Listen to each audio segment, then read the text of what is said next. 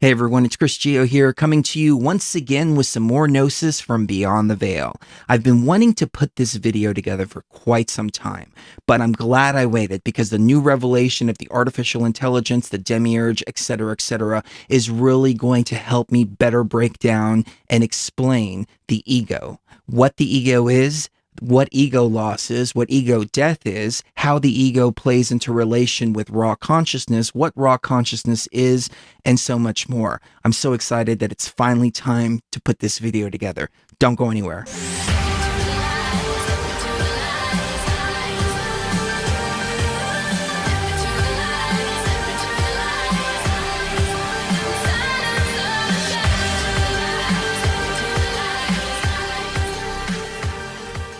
So for the first time, I actually made a bunch of notes for these videos because the previous videos were all just coming straight from the heart, and this is all coming from the heart as well, but I wanted to make sure to take you step by step throughout the process. So the notes are actually a lot longer than I anticipated, so this video may come out pretty long, and if you don't get a chance to watch it all the way through, please come back and watch the rest, because the first part is really valuable. The last part is just as valuable as well, and I'm going to try to take you the best I can through the process and through the progression. So the first thing that I wanted to talk about is understanding our reality. And by understanding our reality, we can better understand who we are. So to me, the gnosis is that we live in a computer simulation or holographic reality, holographic illusion. We've had so many different shaman and religious gurus and Buddhists and et cetera, all come back and try to relay this message that we live in some kind of computer simulation, but we haven't had the technology or the language to communicate that until this time. We are in a very, very unique and special time right now. So it's really beautiful that we have the language and the verbiage to really describe this. Professor Gates was looking at the fabric of space-time, a quantum scientist or quantum physicist, and he found a computer code written inside of the fabric of space-time. Now, this wasn't just any computer code. This was computer code developed by a guy named Claude Shannon in the 1940s. So, why is he finding computer code written by some guy in the 40s in the fabric of space-time, unless this is a computer simulation? And we've had so many different anomalies like the Mandela effect, for example, timeline shifts, time slips, et cetera, that if you start to apply it to a computer-based model of reality, then it all starts to make sense, malfunctions and so on and so forth. And then as we talked about in previous videos, this huge demiurge that's out there, which is artificial intelligence. The Gnostics have been talking about the demiurge since the beginning of time, but they never had the language to communicate artificial intelligence. They would just say unnatural, but this thing is a program. And by understanding programs, then we understand how this thing operates. And by understanding how this thing operates, we can understand how this thing keeps us in its clutches and in its grasp through the ego. I've never been able to explain the ego in such a concise way as until I had this revelation of the AI. So I'm so excited that we're at this point. And now, because of that, I can fully understand what raw consciousness is. Raw consciousness is the baseline of our energy and the baseline of who we are.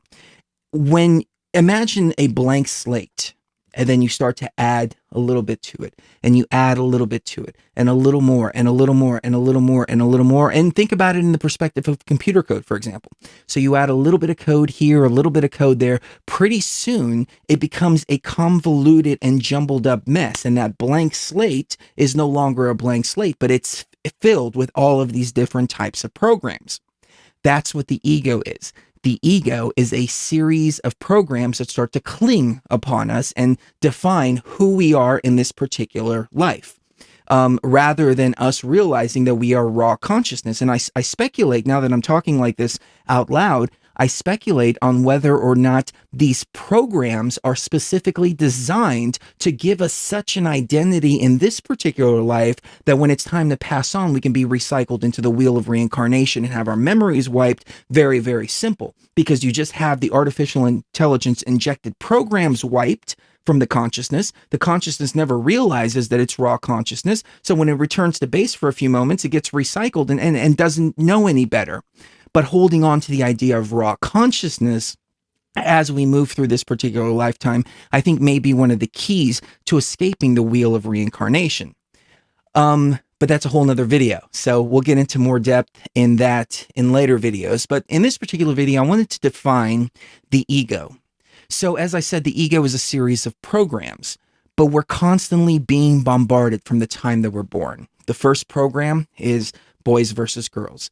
Boys are supposed to play with guns. Girls are supposed to play with dolls. Now, I'm not suggesting that boys go out there and start playing with dolls and girls start playing with guns. I'm just illustrating that our identity begins at that early age. I mean, even in the nursery, some are blue and some are pink.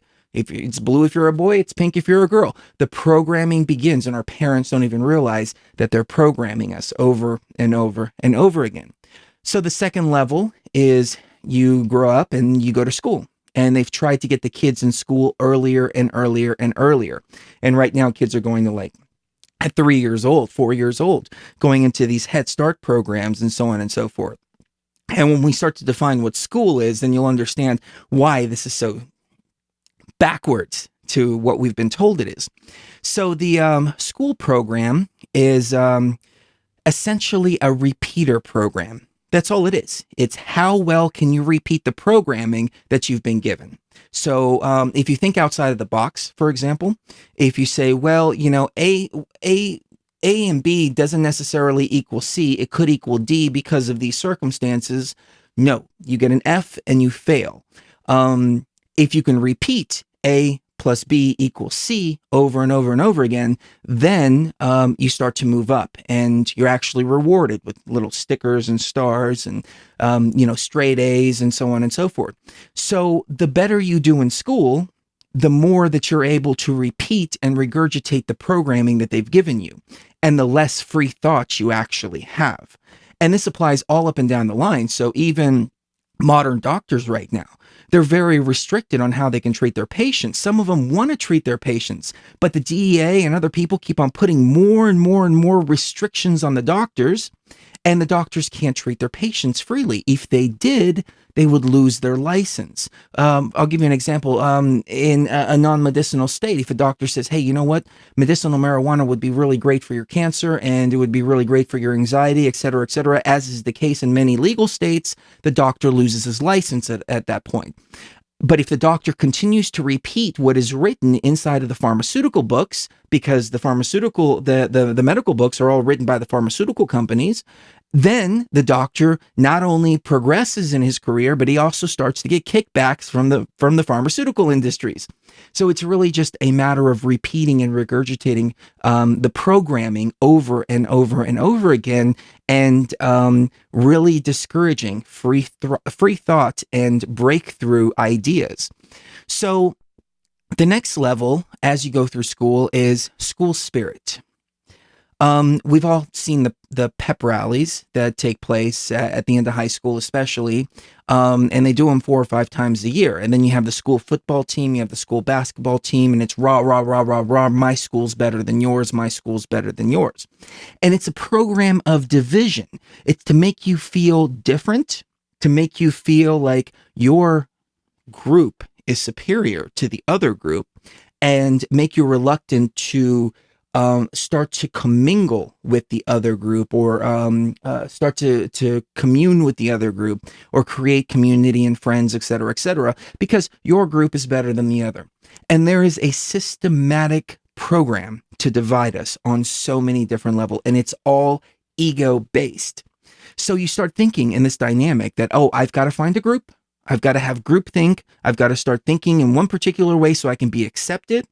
And it's a self-policing system, because all the kids do it to each other. The truth movement does it to each other. All these little different groups do it to each other, which is why I came up with hashtag become your own shaman, because it's time for you to take the individual path, and it's time for you to walk your path regardless of what any guru says, regardless of what I say, regardless of what people in the comments section say. It doesn't matter. You are walking your path. And what I'm doing with these videos is trying to help by just communicating my path. And if your path is different from my path, excellent. Share the experiences with us, and we can learn from each other that way. But there is no groupthink, there is no division, etc., even though they try to instill all of this into our ego. So the next thing is the life programming. We're told that we're supposed to, when we're born, we're supposed to go to school, we're supposed to fall into debt. After we fall into debt and we have, $80,000, $100,000 worth of debt, and that continues to accrue interest up until the point to where we have $350,000 of debt, and we've been paying the minimum payments on our student loans steadily and regularly. And I have seen this happen before, and it happens on houses all the time too, and especially credit cards. But we're supposed to work, and then die. We're not supposed to create.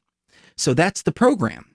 And as we start to take on these different identities, we get these little certificates that say that we have a degree in so-and-so. For example, I have a degree in audio engineering. I don't call myself an audio engineer, though, because I've realized the programming and I've tried to break through everything. We start to hold on to these, and then we go around and we relate to one another with those, like, hey, I'm a CPA. Hey, I'm a lawyer. Hey, I'm this. Hey, I'm that. No, you're raw consciousness, but they want you to forget that you're raw consciousness. So they give you a piece of paper that you hang on your wall that reminds you every single day, no, you're not raw consciousness. You are that piece of paper. And then you go through life every day with that kind of mentality and attitude. So you have the life programming there. And then on top of that, you have the religious programming, which is extremely, extremely evil, because the religious programming tells you that you are going to go to hell and that you are constantly watched. It keeps you in this fear frequency, like, oh my God, I'm the most horrible person in the world. I'm going to go to hell. I'm scared for my life. I'm scared for my eternity. I'm scared for all of this. I'm such a tiny little being. I'm a wretch. I'm a sinner. I'm all this stuff. I'm everything except for raw consciousness. And it's another program to keep you trapped. And it's another program that sticks to the ego, and it becomes that. And then what happens is when that egoic programming gets out of control, then we see the stuff happening in the world like we do now, which is in Saudi Arabia, for example. They're crucifying people because of their religious programming. They're saying, if you don't follow this religious programming, we are going to crucify you. And they're doing it in the streets. Here in the United States, you have the Westboro Baptist Church, for example, going to people's funerals and telling people that the people that just died are going to hell. I mean, it's absolutely disgusting. It's sick. It's disgusting. And then we have all of these people walking around like they're so righteous and completely hating everybody around them who is anything different, who's living for themselves. Everybody from homosexuals to women that speak too much or say the wrong thing or are not submissive to their husbands or aren't following along with the programming, to literally everybody out there. So this is a very, very, very difficult program, or very, very, very strong. I'm looking for a better word than strong, but I'll just use strong for lack of a better term. So it's a very heavy, maybe that's a better term, a very heavy program, because now you have your eternal soul on the line. And if you break that program, you always have that in the back of your mind. Your ego is always coming back and saying, hey, you're going to go to hell for this. You're going to go to hell for this. You better get in line. You better get in line. You better get in line. You better divide yourself. You better say that your religion is better than the rest and that anybody else is going to go to hell, just like school spirit. Your school is the best, etc., etc. After that, you have the geopolitical programming, which comes in multi-facets. So you have zombie programming, which is those people that sit around and watch Who Wants to Be a Millionaire. And I don't know what the latest shows are. I mean, this is like 10 years old. I understand this, but you get my point. They watch not Who Wants to Be a Millionaire, America's Got Talent, or whatever it is. And they're like, oh yeah, and they get so invested in these people on TV. They get so invested in their different little soap operas and little scripts and storylines, et cetera, et cetera. And they really don't care about the geopolitical. All they care about is go to work, pay your bills, and die. And that's it. And the AI is perfectly fine with that. Like, you don't have to be involved in the geopolitical sphere as long as you are going to work and dying. And that's all that's on your mind is, you paying your bills, and that's it. No free thought, no creativity, no nothing like that. You are stuck in that first level programming. So it's fine with that. In case you break out of that, in case you want to feel like, you're making a difference in the world, the AI will come in and say, oh, okay, well, cool. Well, here's the mainstream media programming. So you need to watch the news every single night. And you come home from a long day of work and you sit down and you turn on the news, and your mind is bombarded with the most horrible shit imaginable. Everything from babies being raped to senseless murders to, you name it. That's all that they bombard your consciousness with. Well, they also bombard it with a bunch of fear. So, oh, you got to fear North Korea, you got to fear Russia, you got to fear the Arabs, you got to fear everybody. You got to fear the Mexicans. Fear. So as long as they have you in that trap, then you're thinking to yourself every single day, oh, what a horrible world I live in. I better work harder, and I better make more money and do my job and just, try to avoid a lot of this stuff. And oh, I'm so lucky to have what I have. I'm so lucky to be in this program, which is born, school, debt, work, die. I'm much more privileged than other people in the world, et cetera, et cetera. In case you break out of that, then they have the left-right paradigm programming. And that's when you want to, you feel like you're waking up a little bit, and you feel like, I'm here to do something. I'm here to change the world. I'm here for something. And so you start to take on one of your favorite candidates, Clinton or Trump. And you're like, yeah, Trump, or yeah, Clinton, or yeah, this and yeah, that. And then you start to feel like you're actually, you're making a difference by going to the ballot box and casting your vote for your president, et cetera, et cetera. Then people will fight with each other over these ideas because that ego programming gets on that, and it becomes who they are. They become that candidate. They become that party. They become that ideology. And so they take on the identity of that. And so what happens at that point is you have a certain set of BS, a certain set of belief systems and ideologies and talking points within this particular construct of Democrat or Republican. So if you're a Republican, then you have to go with everything that the Republicans say. So if the Republicans say that everybody needs to wear a pink shirt on Mondays, or people are going to go to jail if they don't, then the Republicans say, well, yeah, that's Republican values, so we're going to wear pink shirts all day, and we're going to put anybody in jail that doesn't wear a pink shirt. So they can get you like that, and they can get you agreeing with certain talking points and certain ideologies by putting you in that left-right paradigm box. And then, of course, you have the division factor to it too, so you can fight with one another over your political views. And I see it on Facebook all the time. I see people just saying some absolutely horrible things to one another. It's insane. So the next level of that is you want to break out of that left-right paradigm, and you see the illusion. So as you can see, there's many different nets here that the ego sets up, or many different barriers, we'll just put it like that, to keep you still trapped in that egoic identity kind of place and not realizing that you're raw consciousness. So you break out of the left-right paradigm, and then you're like, you know what? It's all a fraud. It's all a deception. I'm a truther. I'm a 9/11 truther.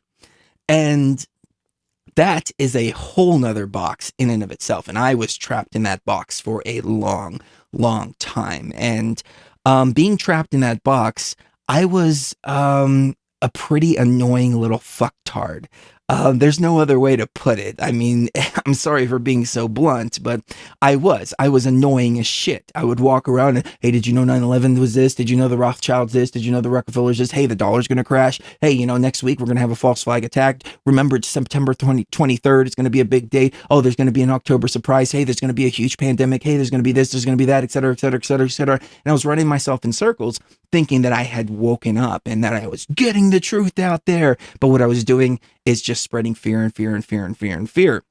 And I remember, you know, screaming censorship about YouTube and screaming censorship about all this stuff. But I caught myself throughout the course of the truth movement. And for instance, on YouTube, for example, there was a time we were uploading videos and they weren't going anywhere. And I asked myself, now, wait a minute.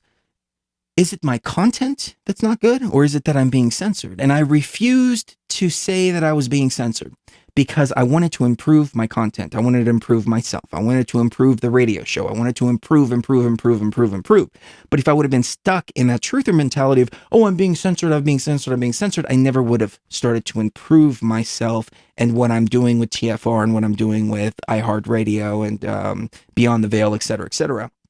And as a result, we got 2 dedicated iHeart channels because we brought our game up. It wasn't anything about censorship. It was the fact that we just needed to bump our game up, and that's it. So we're actually working against ourselves when we're stuck in that ego-based truther programming of, oh, I'm being censored, I'm being censored, I'm being censored. Just recently, I posted a video called Artificial Intelligence versus Raw Consciousness. And that video is on my YouTube twice. The reason for this is because I uploaded the first one and there was a 57-second clip from Fox, Futurama, that I used in the 3-hour and 20-minute presentation. And it got flagged as copyright. So I disputed it. And they came back and said, well, we're denying your dispute. What you can do at this point is you can appeal it, but if it doesn't get appealed, if they deny your appeal, then you get a copyright strike. And I thought to myself, well, do I want a copyright strike or should I just re-upload the damn thing? So I re-uploaded the damn thing. And what I did is I said, you know what? I'm going to try a different approach. Rather than screaming and yelling censorship and yelling all this bullshit, I'm going to call Fox's legal department. And I'm going to talk to a human being there because a lot of this stuff is done AI. A lot of this stuff is done automatically, et cetera, et cetera. I call. They give me an email address. I write a very nice and polite email. I explain to them, hey, you know, we had a 3-hour and 20-minute panel discussion in which we used a 57-second clip from Futurama. Our video got flagged. It's blocked. And we would appreciate a human to step in and intervene. We understand that a lot of this stuff is automated. And we know that when a human steps in, you'll realize that this is truly fair use and the very definition of fair use because we were reviewing your product in this particular panel discussion. 12 hours later, video was back online. Why? Because I removed my truther programming for myself, and instead of yelling, oh, I'm going to sue you, or oh, this is censorship, this is this and that, I said, you know what? I understand the game that's being played. I understand this is all the AI, and I understand that if I get another human, raw consciousness, and I start to communicate with people on a raw consciousness type of level, polite, no accusations, no none of that, things are going to work out. And sure enough, the video is back online. So it just goes to show, you know, we sometimes stonewall ourselves with these different ideas and these different ego programs. But the truth movement, yeah, it made me a very annoying little son of a bitch for a long time. But I have to remember that, though. See, I have to remember where I was before, and so I can't really blame too many of the little annoying people now because they're where I was before. So it's like I smoked for, I don't know, 15 years. And I can't stand cigarettes. I think they're nasty. Now that I've quit, now that I actually understand what it's like and what it smells like. And every once in a while I run into a smoker. And I'm just like, oh my God. But I would never say anything. And I would never tell somebody they couldn't smoke. And I would never chastise anybody for smoking. Why? Because I did it for 15 years and I remember what it was like to be a smoker.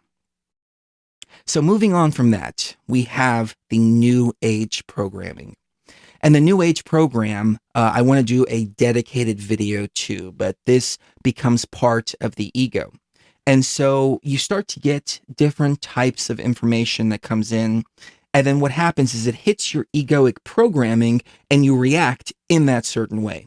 So going back to the truth of programming here for just a moment, you see an event on TV and you are in the truther mindset and your ego is truther programming.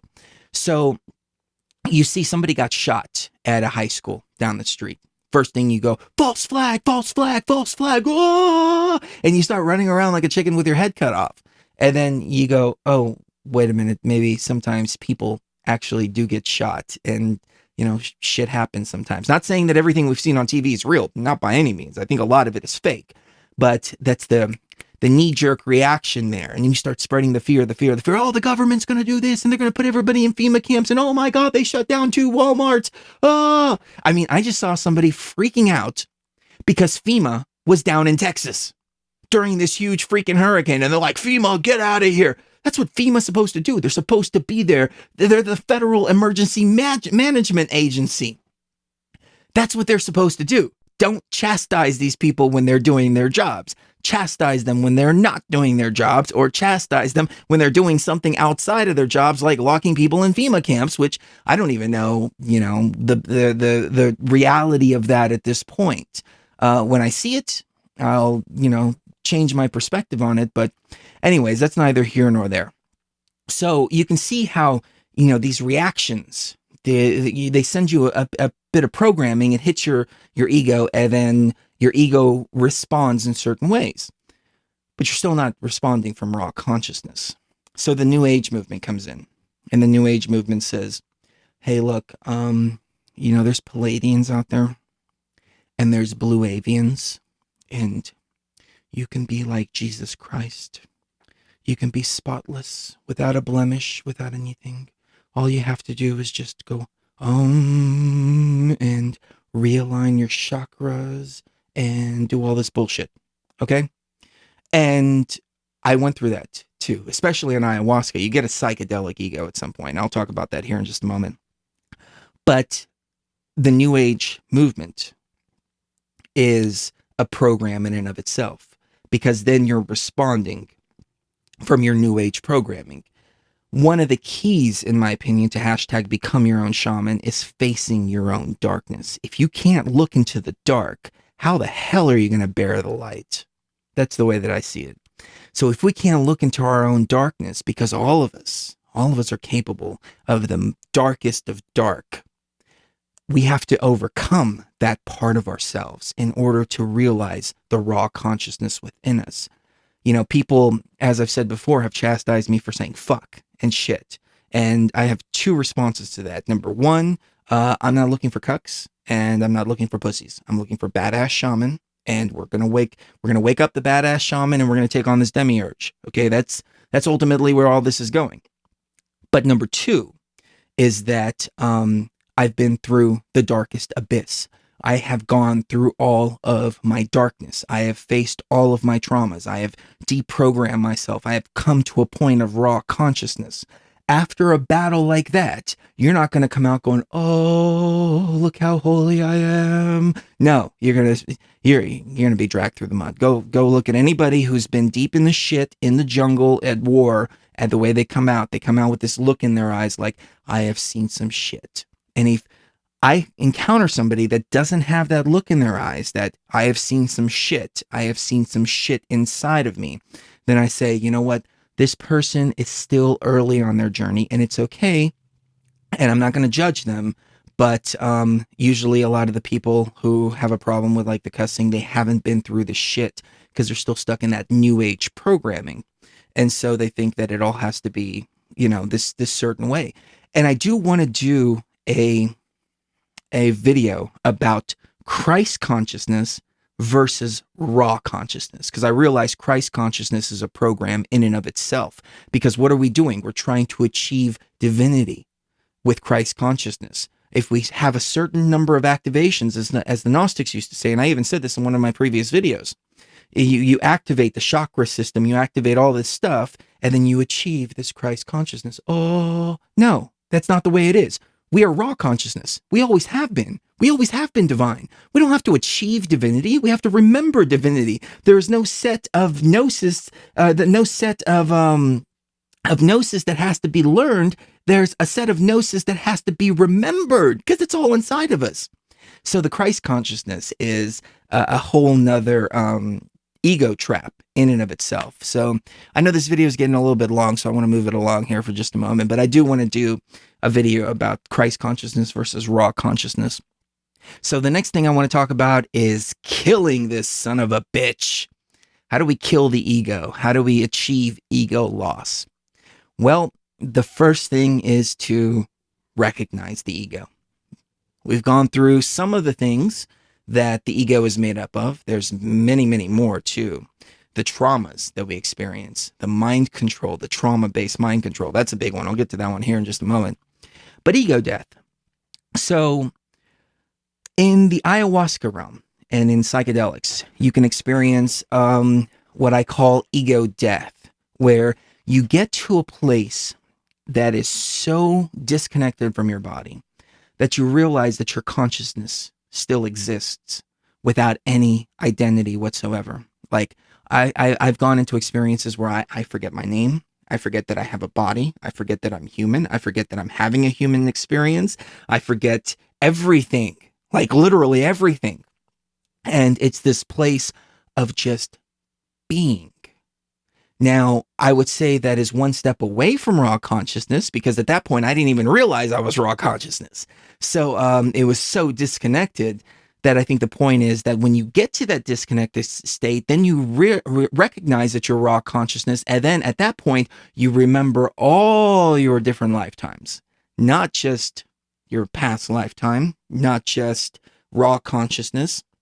You remember all of your lifetimes, you put them all together, and you say, wait a minute, I remember I am raw consciousness. I'm not going into that fucking wheel to be recycled into that construct again. I'm going to make my own path, and I'm going to decide for myself where my spirit is going after this. So that's the ultimate goal. And it's funny because that's the reason why I started using DMT to begin with, so I can maintain my consciousness as such a disconnected state. But these kind of methods, they don't have to be applied just to psychedelics and ayahuasca, but I think that's the most beneficial thing with psychedelics. High doses of psychedelics, 5 grams of dried mushrooms, for example, as Terrence McKenna says, I would take it up to 7, you know, hey, let's take it to the next level, because this is next level stuff here. 500 milligram brews of DMT, for example. I mean, I'm talking about heavy doses that really throw you outside of your body. And there's nothing to be scared of. I mean, it's the best thing in the world. It may be scary the first couple of times. You're like, oh my God, I don't know where I am. I don't know who I am. I don't know any of that. But it's so beneficial to experience that ego loss and ego death. But you can develop a psychedelic ego too. So beware of that.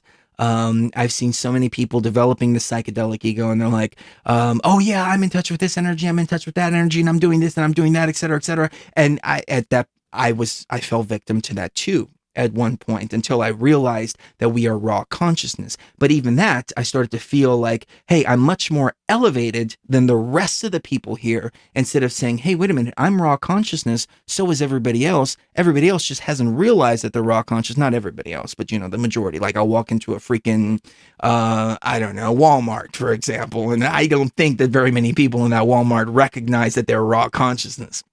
So that's the example that I'm thinking of in my mind now as I'm saying this.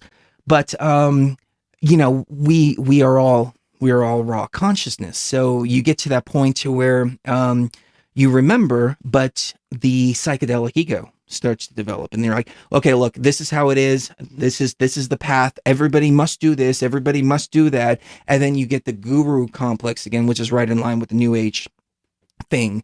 And when you start to follow a guru, especially with psychedelics, for example, things like Charles Manson can happen, where you have one person giving a group of kids psychedelics for 4, 5, 6 months, and then that person can sway them into doing all kinds of horrible shit.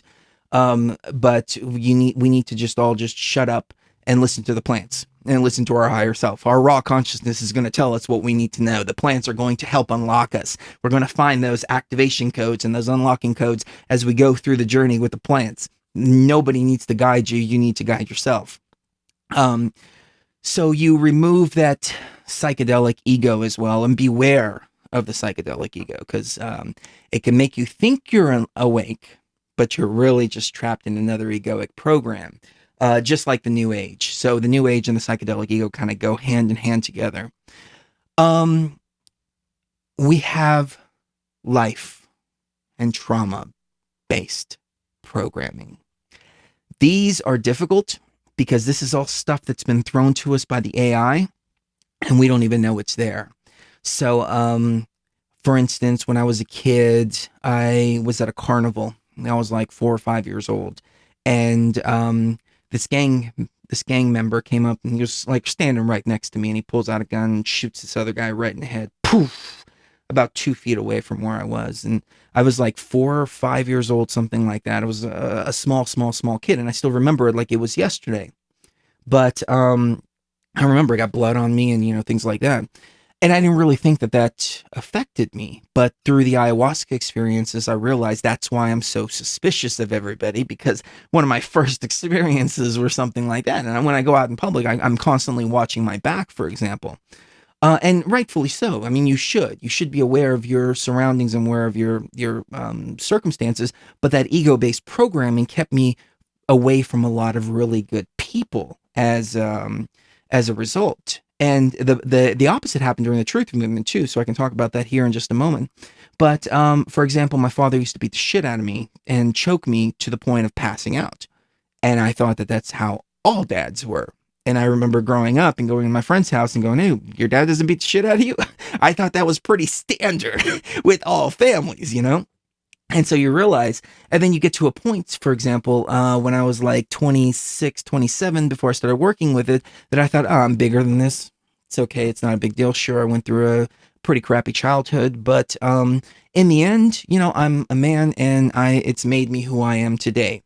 And then the ayahuasca was like, it has made you who you are today. You remember this and this and this and this? You remember your reactions to this and this and this and this and this? That's all tied into that bullshit that you went through. You need to deal with it. And so there was a time on breaking the trauma-based programming. The loss of a child, loss of a parent, loss of friends, you know, traumas that we've all been through, they become a part of us. And then we start to like completely lose our minds because we're operating from the reactions of those particular programs. So I'll give you an example. A woman that's been raped, for example, she's going to be very standoffish and very afraid of sex and afraid of men and afraid of all this. And, you know, it's a horrible situation to go through, but harboring all those negative emotions and negative energies, what does that do? That blocks you off from finding a man that can make you happy, because you have all these different hangups and you've put up all these barriers and all these different blocks, and you're reacting from that trauma-based programming. So that's another element of the ego that needs to be addressed. I lost my mother December 24th, 2010, and it was tough, because I always pictured her, you know, 80 years old, walking around on a walker and still making curabiades and all the Greek stuff she used to make. And 58 years old, she died. And it kind of, it hit me. But 2 years later in the ayahuasca experience, when I was able to let go of her, then I was able, oh, okay, I understand who she was now. Now I really understand who she was. I really understood the love. I really understood the teachings. I really understood all the sacrifices that she made in order to help me come to this particular level in my particular life and progress this far. So it created a whole new perspective once I let go of all of that. And my ego stopped reacting from a place of harm, for example, and a place of loss whenever my mother would come up. And now my ego, or myself, I should say, or the raw consciousness self, reacts from a place of fondness and loving memory. I have a picture of her on the refrigerator from when she was young. And I used to not be able to look at it. Now I can look at it again. That's what I'm talking about. Letting go of the trauma-based programming and ego stuff. And we've all been through it. We've all been through some shit. So, media trauma-based programming. So there are psychological operations that help to program the particular ego as well. And the trauma-based programmings can include images of 9/11 over and over and over and over and over and over and over again to reaffirm that fear. We're under attack. There's an enemy out there that wants to get you. You better give up your freedoms. Go along with this agenda. Go along with this. Go along with that. And then you have the opposite side of the coin, which is the truth movement. And they're like, 9/11 was an inside job, 9/11, 9/11, 9/11, 9/11, reinforcing that programming within people, constantly making them think of all of these horrible things that have happened, like 9/11, for example. So the ego-based programming works both ways, and it plays both sides of the coin. But there's 3 sides to a coin. A lot of people think there's 2. But if you throw a coin enough times, one day it may land on its edge. There is images of dead children. The Israeli-Palestine thing, for example. I even did a song on it. I did a song called Blood on Your Hands. You can go check it out on my channel. And it's images of dead Palestinian kids over and over and over again with the song about how horrible this world has become and how we have blood on our hands because we as a world allowed something like this to happen. And I was trying to put that message out and trying to help people to see. And I got a lot of people writing from Palestine, hey, we really appreciate you doing that. We really appreciate this, etc. And people don't understand the levels of death and negativity that I had to put myself into in order to channel that that energy so I can put it out in that particular track. And it was very difficult. And that was actually when I met Frank, when Frank came over and drank. And Frank was like, dude, you are in some shit. I was like, yeah, I know, man. I can't get over it. I had to channel all this energy in order to put this song together, in order to put it out there. But I was doing it to myself. I was mind controlling myself, trauma-based mind control. And then for the next 6 months or something like that, it was Israel this, Israel that, Palestine this, Palestine that, etc., etc. And I feel for those people 100%. I do, but I can't focus my consciousness on that 24 hours a day. Those people need to help themselves. And we as a world need to come together and try to help them. But ultimately, those people need to help themselves. And just like we need to help ourselves. Every person has to walk their own path. Every person has to hashtag become your own shaman. Because it's only through healing the self that we're actually able to tap into the raw consciousness. We can't do anything for anybody out there except for ourselves. So you have the whole gate programming, I'll just call it that.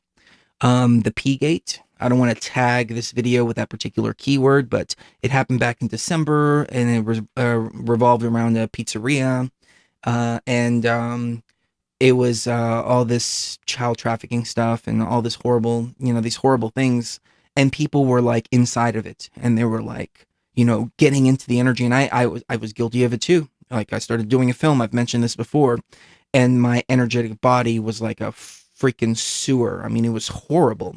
And what that did is this AI, now it's created this ego-based programming. So they put all this stuff on TV, like Toddlers and Tiaras and, things like that, the pedophile programming in that regard. And then if you oppose it, which we should oppose it, I mean, that kind of shit shouldn't fly in society, but if you oppose it, you're still inside of that energy. So now they have everybody sitting there in the energy of pedophilia and pedicide on top of that, which is even worse, because that gate stuff that I was talking about here just a moment ago, this isn't just normal, just pedophilia. This is pedicide. This is some deep and dark and depraved stuff. But they keep you inside of that frequency. So as long as you're there, you don't remember your raw consciousness. It all comes right back to the same thing. You don't remember your raw consciousness. And you turn on your TV, constant fear of your neighbors, constant fear of the shadow government. Ooh, the deep state. Ooh, they're watching me. Ooh, they're doing this. Ooh, they're doing that. And it goes right back to the religious stuff too, where you're like, oh my God, God is watching me, and he's watching everything he's doing, everything I'm doing, and he's going to judge me, and I'm a sinner, I'm a wretch, I'm this and that. Now you're afraid of the government because the government has become God. And you're like, oh my God, the God is watching me. And oh, I pledge allegiance to the flag of the God. And oh, I like this party, this religion, which is the Democratic religion, or I like the Republican religion, or, you know, I oppose all this. And then you have like the what's it called? Libertarian. And you're like, well, you know, I don't like either one of these, so I'm gonna. I still love the God government, but I'm gonna step outside for a moment, and I'm gonna do my own thing here. Limited God, you know, limited control over my life is all I want. Just limited control. So now we get to the ego traps themselves, and as I mentioned before, the ego trap. One of the big ones is Ascension. The idea that, oh, we're going to ascend. There's going to be portals that open. We're going to shift to 4D. We're going to shift to these different dimensions. We're going to shift to 5D. And I fell for the bullshit too, until I realized I'm raw consciousness. I'm not going to shift to 4D. I'm not going to shift to 5D. I am 4D and 5D. I am everything. We are everything. And I realized at that point, wow, this has all been just a bunch of bullshit. This whole idea of ascension and shifting. And, you know, there's many different traps as we go along with this. And I'm going to do a video about that too. And as I mentioned before, the Christ consciousness versus the raw consciousness. You have the Palladian bullshit. You have the Blue Avian bullshit, which I've gone in depth about. And the mortal sin that is being committed with that Blue Avian bullshit. Waiting for a Messiah. That's another one. So all of these different ideologies, all of these different ego programs, all have you just ultimately waiting for a Messiah. Somebody else is going to save you. Somebody else is going to do the work. The Blue Avians are going to come help you. The Palladians are going to come help you. Oh, we have all these beings on the other side just waiting, you know, waiting to help us, etc., etc. And all the while, we're not recognizing that we are raw consciousness and nobody's coming to help us. We have to help ourselves. And that's what it comes down to at the end of the day. And it's like the Jesus programming, for example. You know, a lot of Christians believe that they can just throw their sins onto some other being and that's it. And so what that does is if you're throwing your sins onto another being, you're not actually doing the work, the inner work to come back and go, hey, wait a minute, I was pretty fucked up back then. I don't want to be fucked up anymore. Instead, you're like, oh no, Jesus will take care of it. Don't worry about it. It's okay. Just go on with your life. Everything will be just fine. And the whole savior, you know, Jesus Christ is my savior. Why aren't you saving yourself? Are you a pussy? Are you a cuck? Sorry to be so blunt, but why aren't you saving yourself? Your raw consciousness. You need to save yourself. That's what it comes down to. So you have the whole, you know, savior programming and antichrist programming. And, oh, there's going to be a great tribulation. And, oh, it's going to be so horrible. And, oh, demons are going to be let loose into this construct. Well, I got news for you. Demons are already running wild in this construct, okay? And chances are they're probably inside of you. And until you realize that, then they're going to continue to have control over you because they're running around telling you, hey, demons are coming in. They're not here yet. They're not here. They're coming. And they're already inside of you. So, you know, as long as you don't see them, it's fine. And this goes back into like staring into your own darkness again, like staring into the darkness. We did that video where we were coming down off ayahuasca and we were talking about the solar eclipse, and I was like, holy fucking shit, when I saw this demiurge thing appear.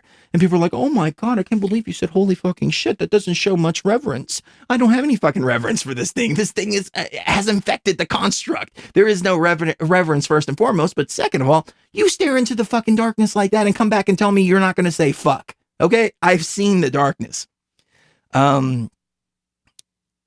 And I'm raw consciousness. That's key. See, I've seen the darkness, but I'm raw consciousness. So I can bear the light because I'm raw consciousness. So the other one is, oh, here's one thing I wanted to mention. Because a lot of you are becoming your own shaman. Hashtag become your own shaman. And one thing that is kind of the secret, and I guess I'm kind of putting the secret out there now, is that a shaman never calls himself a shaman. I catch myself slipping every once in a while, but I try not to. So if you've heard me say it in the past, I am on a journey too, but a shaman never calls himself a shaman. Other people call you a shaman. other people call you a medicine man or so on and so forth. You don't refer to that as yourself, because that's ego programming at that point. If somebody else is calling you that, then they're recognizing the shaman inside of you. They're recognizing your healing abilities. They're recognizing your raw consciousness. And so they're calling you that. But it's just like the Bible. I mean, just look at the Bible. They said, "Oh, are you the Son of God?" Well, you say I'm the Son of God. I think there is some wisdom everywhere. So are you a shaman? Well, you say I'm a shaman. So if you say I'm a shaman, that's cool. Well, however you want to see me, that's fine. So that's another little ego trap. Don't fall into. Perfect, unblemished being. This goes back to the New Age bullshit. And, oh, look how holy I am. Look how perfect I am. Look how this I am. Look how that I am, etc., etc. And this works in two different facets here. So the first one is none of us are perfect. None of us are unblemished. We've all been through the shit. And when you go through the shit and you fight your own shit and you stare into your own darkness and you overcome all of it, you're going to come out looking like you've been in battle. You're not going to come out floating on a cloud and wearing all white with some shit between your head. And, I was watching this one video the other day, and this Hindu guru was sitting up on top of a couch, and all these people were standing Indian style in front of him, were sitting Indian style on the floor, and he's going, "Oh yes, here, let me give you my teachings, and let me give you this, and let me give you that." And I'm like, dude, get over yourself. Go sit down with the people, okay? Don't sit above them. That's fucking bullshit. Okay, you are not above them. You are raw consciousness. Show them how to be raw consciousness. Don't sit above them and act like you're higher than everybody else. So go fuck yourself for that. But people are on their own journey. And that's another thing I wanted to talk about too. I'm too good to tell someone to go fuck themselves. That's another egoic trap. When I first started this way back in 2010, I was really trying to live that, infinite love is the only truth. Everything else is an illusion. The problem is I didn't understand what infinite love was. And so I thought that infinite love was, oh, I'm going to be so nice to you. And I'm going to be so nice to you. And I'm going to be so nice to you. And you want to just completely walk all over me? It's okay because I'm higher consciousness. No, fuck all that shit. Okay. There is power in saying fuck it. There is power in telling somebody to go fuck themselves. You're not telling that person to go fuck themselves. You're telling the AI programming ego to go fuck itself. And I will sit there and I'll look that fucking thing in the eye, the big old, octopus-like thing, and I'll say, hey, dude, go fuck yourself. I don't think it's going to care because it has no feelings, it has no emotions, but still. I have no qualms about doing that at this point, and it's powerful. It's releasing. It's you're putting the line in the sand. Like, hey, when you recognize your raw consciousness, come back and talk to me. Until then, go fuck yourself. And a lot of people would go, "Oh my God, I can't believe you would say that." But we're raw consciousness. We're not some bullshit new age programming Christ consciousness. We are raw consciousness, and we are warriors. And as warriors, we have to be hard. We have to be, we have to be confident in ourselves, and we have to be confident in who we are as raw consciousness. And we understand that raw consciousness doesn't get stepped on like a doormat. So, for instance, I had a group of people hounding me for the last 3 months, and I just kind of ignored them. And, this comes back from the truther programming, because every once in a while, as the program director of TFR, I have to cut some shows because the shows are just not good, good quality enough. And these people who, were listeners of a show that got cut have been just hounding me. And they're like, oh my God, you're censoring. Oh, you're doing this, you're doing that. And it's like, I'm running a radio station. It's not a truther bullshit. So all your little truther shit, it doesn't apply to this. Okay, you can go bitch and scream about all your truther little ideologies, but ultimately I'm running a radio station. But for about 3 months, I just ignored them. And I was just like, you know what? It's, I got better things to do, and that's that. But they kept hounding me and hounding me and hounding me and hounding me. And finally I told them all, hey, you know what? The show got cut because it sucked. And if your ego wasn't so big that you couldn't take me saying, hey, your show sucks, then I would be able to help you improve your show. But because your ego is so big and because you're so heavily programmed with all this bullshit, instead, you're going to accuse me of censorship. You're going to accuse me of this. You're going to accuse me of that. So I have no other choice but to tell you to go fuck yourself. And, oh my God, I can't believe Chris Gio would talk like that. Yeah, of course I would. What am I fucking trying to be Jesus here? No, I'm raw consciousness. I'm hashtag become your own shaman. And a shaman deals with his shit. So just remember that there is power in it and there's nothing wrong with it. But if you're telling somebody to go fuck themselves based off of an ego programming, that's when it starts to get slippery, and that's when you're going on the wrong path. So you have to remember, are you telling somebody to go fuck themselves because you want them away from you and you want their energy away from you because you are raw consciousness and their AI programming is infecting your sphere? Or are you telling somebody to go fuck themselves because you want them to feel bad? If you're telling somebody to go fuck themselves because you want them to feel bad, that is the AI programming, the ego working inside of you to make you go, oh, look, I just told that guy to fuck himself, or I just told that girl to fuck herself, etc., etc. So be careful when you're using that method, but you have to disconnect from the energy sometimes. So the biggest fear of all is conquering the fear of death. And this is the biggest ego trap that there is. So the fear of death is all up and down the line. I mean, you know, you look at the school programming, for example, and you go to school and you take on this programming because you're afraid that you're going to grow up and you're going to be on the streets and you're going to die hungry. So they keep you motivated to go through the fear programming, to go through the debt, to go through the work, die at 65, etc., and that's it, and you're done. The fear of death also has to do with the geopolitical and the left-right paradigm. So you're like, hey, you know what? I want a better world. And, oh, you know, we're going to go to war and we have a nuclear threat by North Korea and we have a Russian threat. So I'm going to vote for Trump, etc., because I'm afraid that we're going to get bombed and I'm going to die. So there you go. The truther programming. I'm afraid the government's going to come kill me. I'm afraid they're going to kill me with their vaccines. I'm afraid they're going to kill me with this. I'm afraid they're going to kill me with that, etc. Fear of death. Religious programming. I'm afraid when I die, I'm going to burn in hell for the rest of my life, so I better follow along with this program. Fear of death. All the fear of death. So really, I mean, we're like 50 something minutes into this video right now. I probably could have cut this all down by just talking about the fear of death by itself and how conquering the fear of death conquers it all. How do you conquer the fear of death? First step. Know thyself. Know who you are. Who are you? Said the caterpillar. And it's very true. Who are you? Are you your program? Are you your ego? Are you a 9/11 truther? Are you a shaman? Are you a higher consciousness? Are you a follower of so-and-so? Are you a Buddhist? Are you a Jew? Are you a Christian? Are you a Republican? Are you a Democrat? Are you a Libertarian? Are you defined by your job? Etc., etc. I can really go on with this list, but I don't want to bore you. If so, then you're not raw consciousness. You are the program. Raw consciousness is forever. We're divine. We have always been forever. The only reason we don't remember we're forever is because we get sucked into the wheel of reincarnation again and our memory's wiped.